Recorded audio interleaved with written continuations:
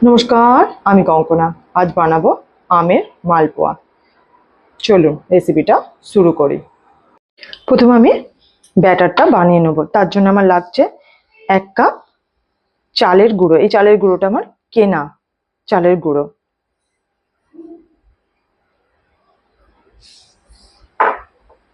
এবার আমি নেব 1/2 কাপ ময়দা, ওই কাপেরই 1/2 কাপ ময়দা।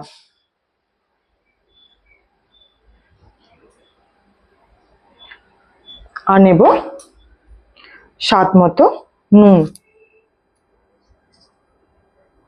নেব 3 চামচ মতো চিনি। এখানে আমি দুটো আমকে কুচি করে কেটে নিয়ে একটু মিক্সিতে বেটে নিয়েছি। এর হাফটা আমি দিয়ে দেবো।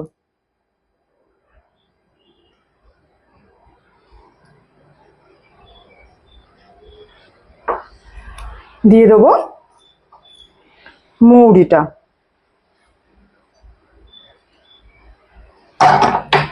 সবকিছু খুব ভালো করে মিক্সড করে নেব।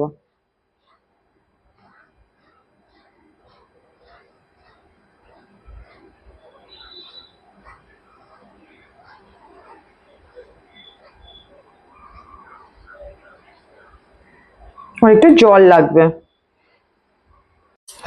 বেশ কিছুটা জল দিয়ে এটা খুব ভালো করে ব্যাটার বানিয়ে নেব।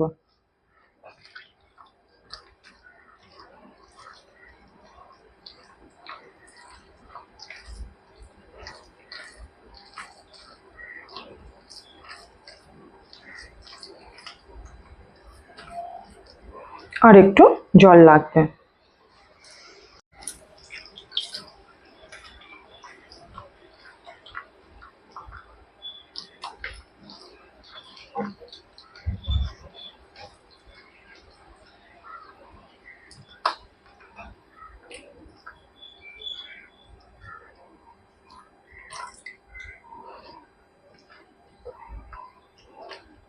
এইভাবে খুব ভালো করে ব্যাটারটাকে বানিয়ে নিতে হবে।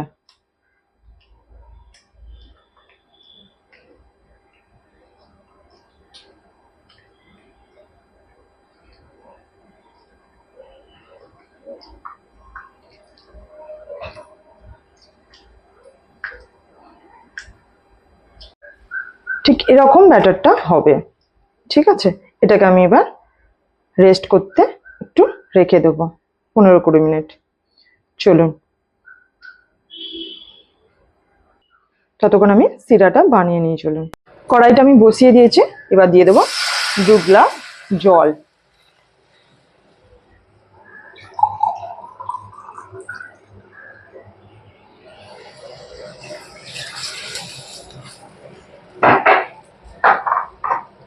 এর মধ্যে দিয়ে দেবো 2টো এলাচ আর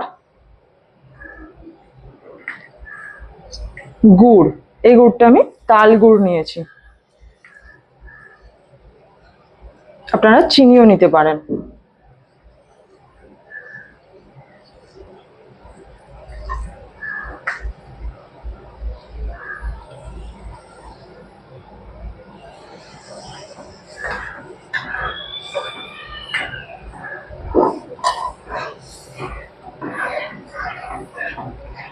এইভাবে ভালো করে জলের সঙ্গে গুড়টা মিশিয়ে একটা সিরা বানিয়ে নেব। খুব ভালো করে কিন্তু এটা গুড়টাকে ফুটিয়ে নেব। একটা চিটচিটে মতো হবে, সেরকম পর্যায়ে 2-3 মিনিট আমি এটাকে ফুটিয়ে নিয়েছি।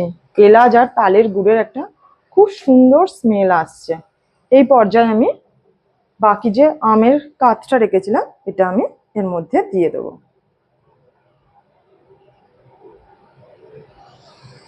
দিয়ে এটাকে খুব ভালো করে মিক্সড করে দেবো এর সঙ্গে।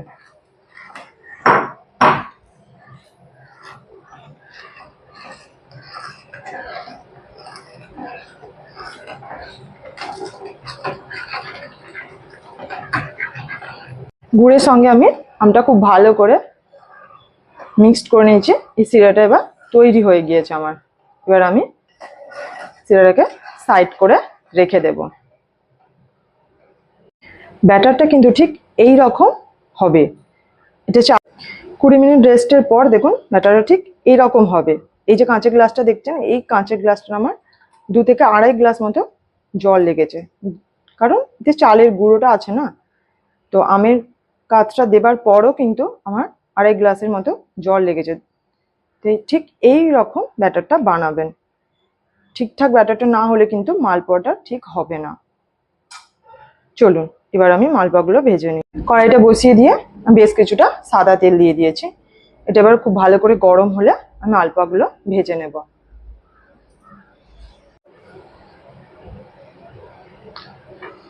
মালপোয়াগুলো ভাজার আগে একটু অল্প এরকম ব্যাটার দিয়ে দেখে নেবেন যে ওটা তেলটা আপনার পারফেক্ট হয়েছে কিনা। পারফেক্ট হলে দেখুন এইভাবে উঠে আসবে।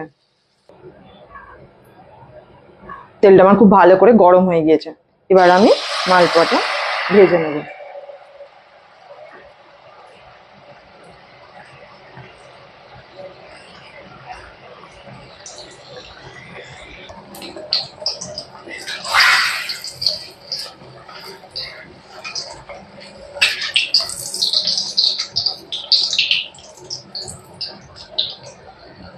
এভাবে আমি প্রত্যেকটা মালপোয়াকে ভেজে ভেজে আমি শিরাটার মধ্যে ডুবিয়ে দেব। মালপোয়াগুলো এক এক করে ভেজে নিয়ে আমি যে শিরাটা বানিয়ে রেখেছি তার মধ্যে দিয়ে দিচ্ছি, আর 2-3 মিনিট শিরায় রেখে এভাবে প্লেটের মধ্যে তুলে নিচ্ছি। এভাবেই আপনারাও করবেন। আমের মালপোয়াটা আমার রেডি হয়ে গিয়েছে। আপনারা অবশ্যই একবার ট্রাই করে দেখবেন আর আমাকে কমেন্ট করে জানাবেন কেমন হয়েছে। যদি ভিডিওটা আপনাদের ভালো লাগে তাহলে লাইক আর সাবস্ক্রাইব করে দেবেন। দেখা হবে পরের ভিডিওতে।